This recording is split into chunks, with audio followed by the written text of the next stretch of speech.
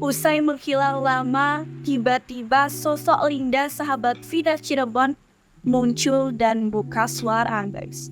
Siapa dia sebenarnya dan apakah benar dia ada kaitannya dengan kasus pembunuhan ini? Mari kita bahas.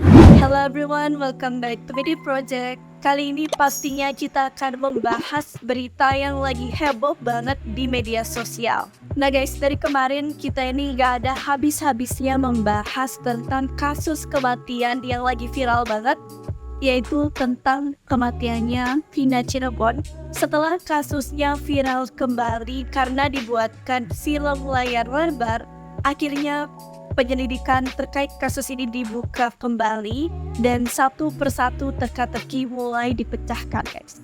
Karena memang setelah viralnya kasus ini lagi, banyak banget muncul berbagai asumsi dari publik dan banyak juga yang menemukan berbagai kejanggalan terkait kasus ini, guys. Salah satunya ada di sahabat Vina sendiri, yaitu Linda. Linda yang diceritakan kerasukan arwah Vina itu, kini publik menduga dia ikut terlibat dalam kasus pembunuhan ini, guys. Banyak yang gak percaya dan menduga kalau kerasukannya Linda itu sedikit mustahil, guys. Karena banyak orang yang menaruh curiga, masa kerasukan bisa menjelaskan sedetail itu? Jangan-jangan dia ada di baliknya sampai tahu semua kejadian.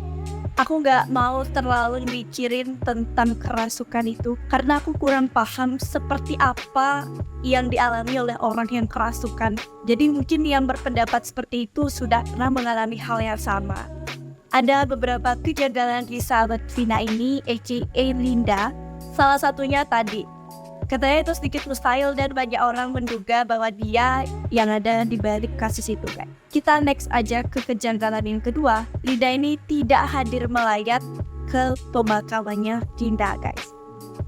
Ini make sense lah, cukup janggal karena kan sebagai seorang sahabat rasanya aneh aja gitu ya, nggak datang ke pemakaman sahabatnya sendiri, guys. Terus juga pasca viral kembali berita ini, Linda itu menghilang. Bahkan baru-baru ini muncul setelah beritanya viral lagi, guys. Apa karena udah merasa terancam? Next, kejanggalan selanjutnya.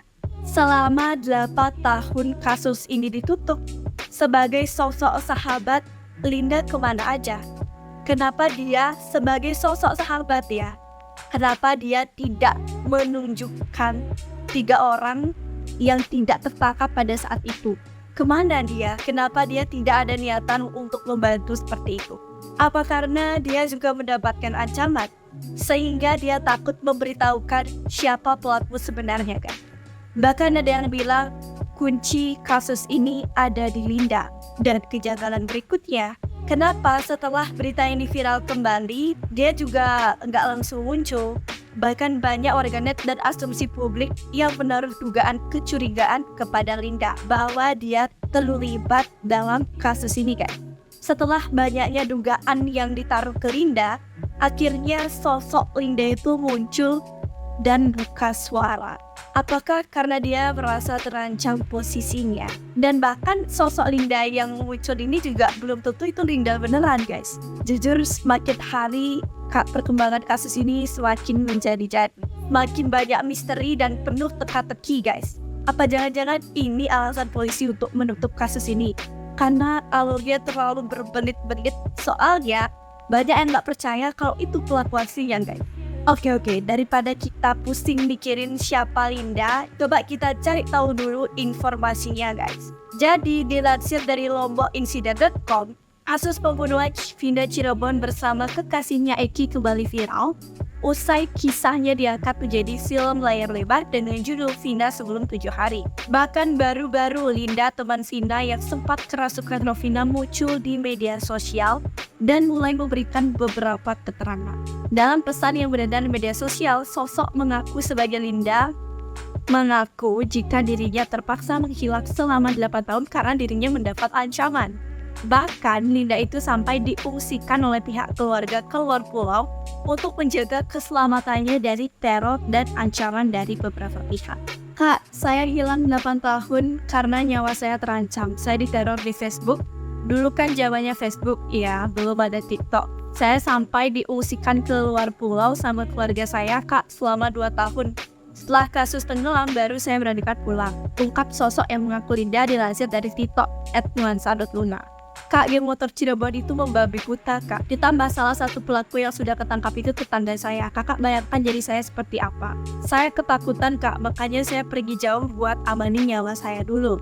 Teman-teman pelaku nyerang saya mengatasnamakan solidaritas, sambungnya. Dalam pengakuannya, Linda justru mengaku tidak terlalu dekat dengan Vina. Ia bahkan baru mengenal Vina selama 1 tahun. Saya sama Vina itu cuma kenal 1 tahun dan gak sedekat yang difilmkan. Terus saya tidak kenal sama pelaku sama sekali, apalagi Egy. Semasa hidup pun almarhumah tidak pernah cerita apa-apa ke saya tentang Egy. Dan pada saat kejadian saya tidak bersama Vina karena saya posisi lagi PKL. Kalau orang nanya kenapa Linda gak datang ke pemakaman atau ke rumah Vina, jawabannya saya datang. Cuma baru sampai gang saya kesurupan, jadi dibawa pulang sama pacar saya saat itu. Di sini saya korban juga, bedanya saya nggak mati aja, saya justru lebih parah di sini.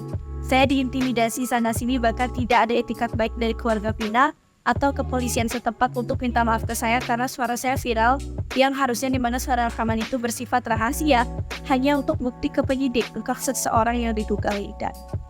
Dia bilang nggak kenal sama pelaku sama sekali. Please, ini Linda beneran atau enggak sih? Ini beneran Linda nggak sih sosok yang ini? Terus juga katanya pada saat itu dia sedang PKL. Mereka itu sebenarnya satu sekolah atau gimana sih? Kayak penjelasan yang dikasih sama Linda ini benar-benar aneh gitu. Maksudku sosok yang diduga Linda, soalnya dia ada kaitannya nggak sih sama pembunuhan ini? Atau jangan-jangan emang bener deh dia melarikan diri karena ancaman dari geng motor? Guys, jujur banget baca berita ini bikin aku mikir, kok bisa gitu? Kenapa gini? Ini seriusan, bener.